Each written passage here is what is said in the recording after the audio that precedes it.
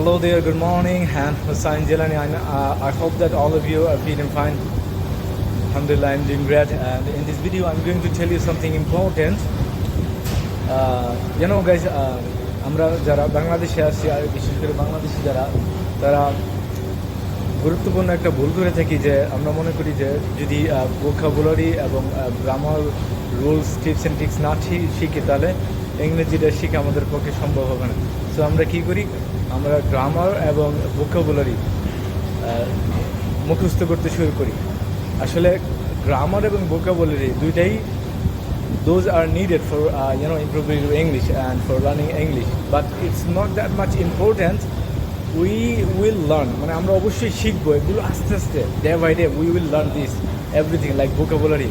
তো আপনি যদি মনে করেন যে সব কিছু একবারে শিখে তারপরে আমরা ইংরেজি বলা শুরু করব, এটা হচ্ছে খুবই একটা ভুল ধারণা। You have to speak from day one, then you will learn vocabulary and grammar, rules and tips and tricks, everything you will learn in a process like day by day. So don't try to memorize all the vocabulary and the grammar rules. Start speaking from day one. Bye bye, take care.